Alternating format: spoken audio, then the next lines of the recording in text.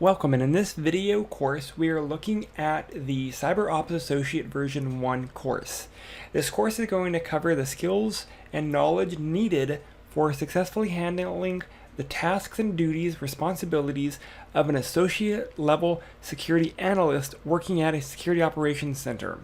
The goal of this video series is to help prepare learners for the Cisco 200-201 certification that's focusing on understanding the Cisco Cybersecurity Operation Fundamentals course known as CBROPS.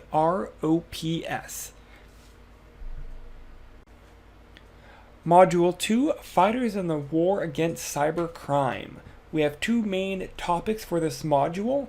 We're going to be looking at the purpose and mission of a SOC, and we're going to look at becoming a defender. Defender is going to be more classified as a blue team individual, though a SOC analyst is just one member of a blue team. It doesn't make up the entire team. We're going to look at the resources available to help individuals prepare for their career as a security center operations analyst. So let's go and jump right on in. The first section is looking at the modern SOC. We need to understand basic elements of a SOC, so we're going to be looking at the elements. We're going to be explaining core concepts like SIM and SOAR, kind of what they do.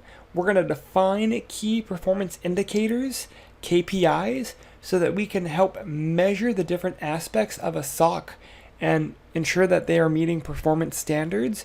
And we're going to go through some other SOC terminology to ensure your understanding. So let's go and look at the formal elements of a SOC. This is going to be the people, the processes, and the technology. These three main components make up the SOC. So how is a SOC organized and structured? Well, for a SOC to actually be functional, there needs to be some formalized structure of it.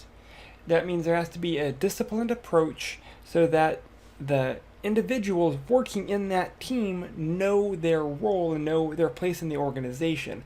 All of this will be used to defend against cyber threats. SOCs do provide a large range of services. It's not always monitoring. Sometimes it's managing its comprehensive threat solution, and it could also be dealing with customized security, looking at endpoints, hosts, phones, access points, anything on the network. All of this should be monitored and managed appropriately. SOCs can typically be done in-house. They can be owned and operated by a business, or they could be third-party. More often than not, SOCs should be 24/7, and more organizations are moving to a third-party based SOC operations because organizations that are fairly small can't afford a dedicated security team operating 24/7. Not just that, SOC analysts typically have a very specific skill set that the average individual does not. So let's go ahead and look at the different elements. People in a SOC. We have our tier 1 analysts. That's where most people start off as. We have incident responders. These are going to be the people responding and responsible for the deeper investigations of an incident. And they may also deal with remediation or develop actions to be taken after an event. We have our tier 3. These are going to be more of our experts. These are going to be our threat hunters. These are going to be individuals that deal with like malware reverse engineering, malware threat prevention. This is going to be more of the expert level in the network, the threat intelligence section, the endpoint management. These are going to be the main guys for the SOC. However, these are not going to be 10 people. Realistically, this is going to be a pyramid. You have more tier 1, less tier 2, and even less tier 3. And then each group may also have a manager. So you may have a tier 1 manager, a tier 2 manager, tier 3 manager, and you may also have just one general manager underneath the entire SOC. Here could be a typical structure. You may have different teams. So you may have frontline tier 1 individuals that report to their team, their tier 2 lead. And then each tier 2 lead may respond to a specific tier 3 lead. Again, realistically, you're not going to be having this tier 3 structure broken down like this if it's a smaller operation, because each of these individuals are going to be highly specialized. So you may end up with just general threat hunters that are more general, so they know basic threat intelligence and networking. You may end up with some specialty individuals like with malware or reverse engineering. However, it all depends on the organization. That makes up the general people portion, or the people element of our SOC. Next, let's talk about the process in our SOC. So this is actually where the structure comes in. It's actually important to understand that the tier 1 person is going to be looking at and monitoring different incidences. As they detect an incident, they will open a ticket. They may even perform some basic threat mitigation depending on their job role and the structure of the organization. Here, the important part is the ticket is opened. Normally, the ticket should be escalated to a tier 2. They're going to provide the deeper investigation and maybe even advise on remediation. If the ticket cannot be resolved by the tier 2 individual, then the tier 3 engineer should be escalated. This should be escalated to that tier 3 individual. And they're going to have the deeper knowledge, they're going to have the more preventative nature in mind. So keep in mind that at all tiers, it is required to monitor and secure the alerts, and all of the alerts should be thrown into a ticket system for tracking and monitoring purposes. Basically, we can query the threats so we can correlate data later. There is software that will generate alerts that can also then trigger false alarms. That is why the tier 1 individual needs to be able to verify what the alert is. Is the alert a false positive, or is the alert an actual alert?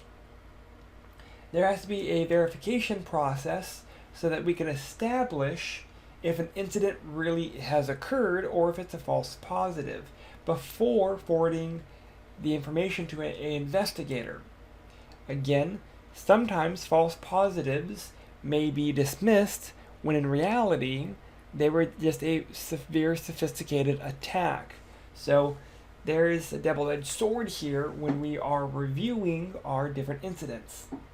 If a ticket cannot be resolved, then the analyst should be able to forward it to that tier 2 provider. The tier 2's role is to look deeper. And then again, if the tier 2 individual can't do it, then tier 3. So what are some of the technologies used in our SOCs? Well, network flows, understanding network traffic, intel is always a big one, security events, logs, other asset context. Well, this is a lot of information. This is a lot of data. How do we manage this?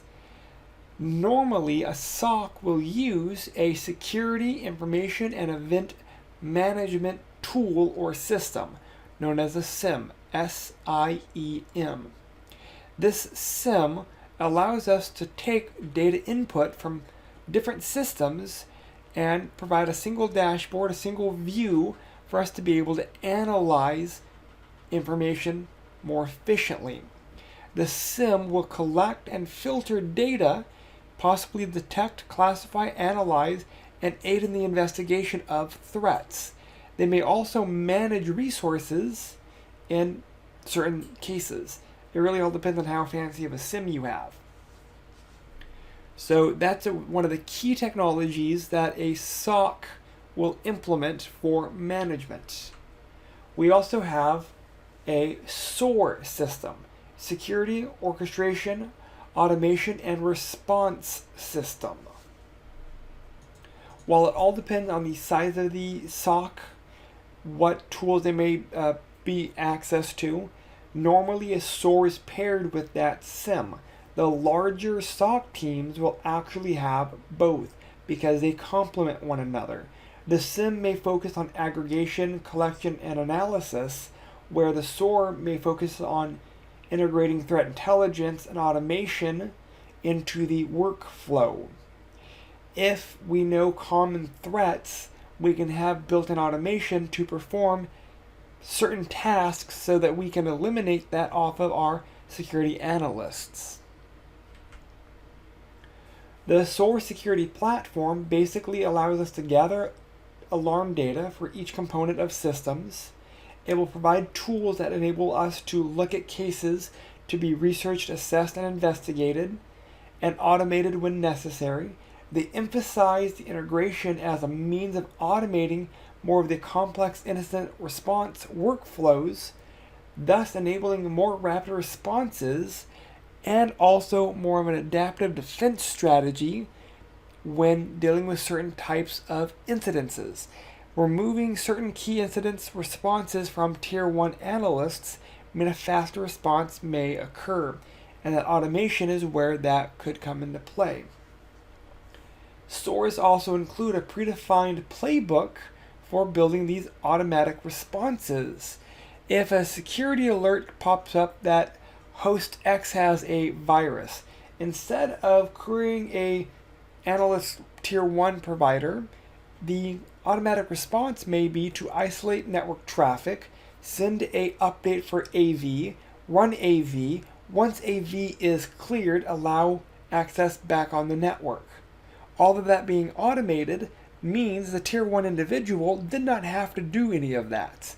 Automation should be in place to free up time because, again, your SOC team is not going to be overly large. So better use of team resources is the key.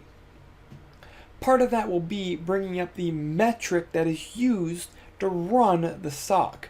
How do we measure SOC performance? And key metrics include things like the dwell time, the mean time to detect, the mean time to respond, mean time to contain, and time to control. These are actually defined as key performance indicators, KPI. This is how we ensure that a SOC is running efficiently and correctly using the appropriate elements, people, processes, and technologies. So, dwell time. This is the length of time that a threat actors have access to a network before they are detected and their access is stopped. This is something that you need to know for the exams. These metrics are often worked on and defined on the exams, or expected to know for the exams. The second metric, mean time to detect, MTTD. This is the average time that it takes for a SOC personnel to identify valid security incidences that have occurred on the network. Mean time to respond, MTTR. This is the average time it takes to stop and remediate a security incident. Time to contain, MTTC. This is the time required to stop the incident from causing further damage to systems or services or data. Last key metric is the time required to stop the spread of malware in a network. That is the time to control. These are the 5 main key metrics, and this is going to be known as the 5 KPIs. So enterprise and managed security. For larger businesses, they will benefit from implementing several enterprise-level SOC options. That also means they have an in-house solution. Cisco offers a wide array of incident response, preparedness, management capability tools. There are going to be things like the Cisco Smart Net Total Care Service for rapid problem resolution. We have our P-Cert, we have our C-Cert, we have our managed services, we have our tactical operations, Cisco Safety and Physical Security Program, and so forth. Cisco has a bunch of tools for our SOC Operations Center. However, these are all really pricey and really outside the scope of the entry-level exam. Cisco does have a professional level certification covering these additional tools, but right now this is outside the scope of our exam. You cannot talk about security without talking about availability. The key purpose of security is to make sure that services or products or goods or things are secure, but still available to those that need to access them. Security personnel understand that for the organization to accomplish its mission or its goals, availability must be preserved. For example, I may teach in a classroom. To secure that classroom, I may lock the building. If I allow no person in the building, that classroom is secure. However, I am defeating the purpose of the classroom. The classroom is so that we have a centralized place for learners to come to teach and for them to learn. Locking the building secures it, but eliminates the availability of that resource. So we have to have a nice healthy balance between security and availability. Each in business, organization, industry has a nice line for downtime. If too much downtime occurs, an impact will happen on that business, typically financial. That tolerance is usually based on a comparison of cost of downtime versus the cost of insuring against that downtime.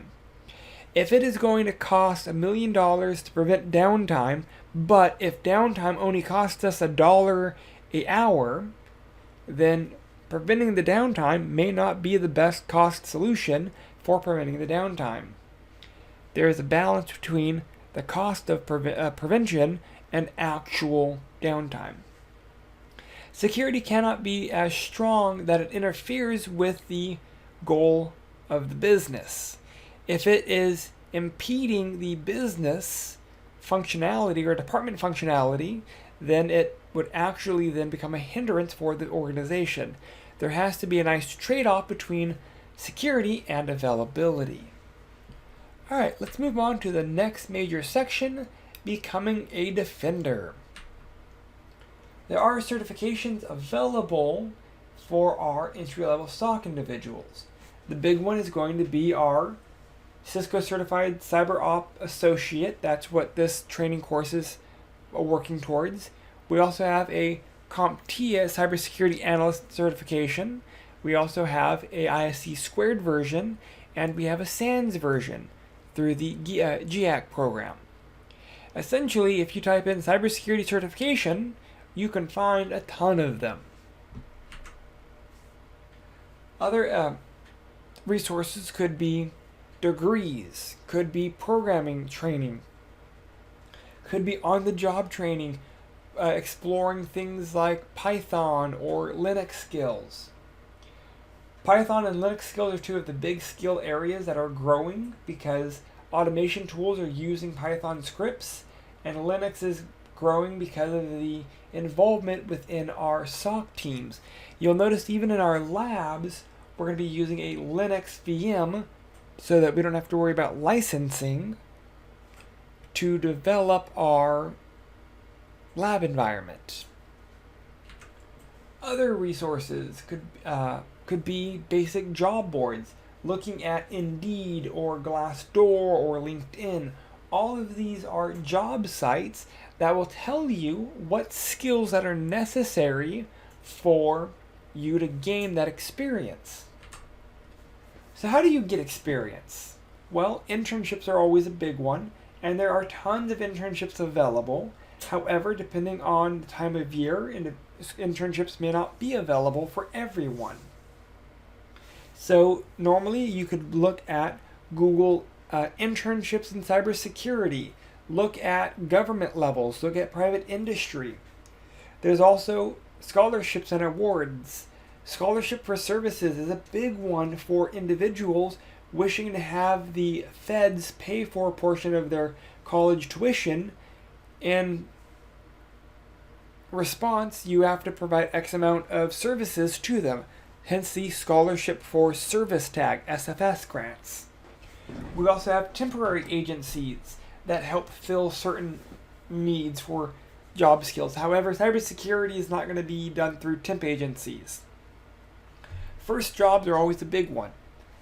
One thing that I noticed that is lacking on this are competitions. Cyber has a ton of competitions. Capture the Flag or CTF competitions are always running, and this is a great way to gain experience and to showcase your experience. I was actually very surprised that was not on the list. Individuals that are new to this arena should start off doing competitions.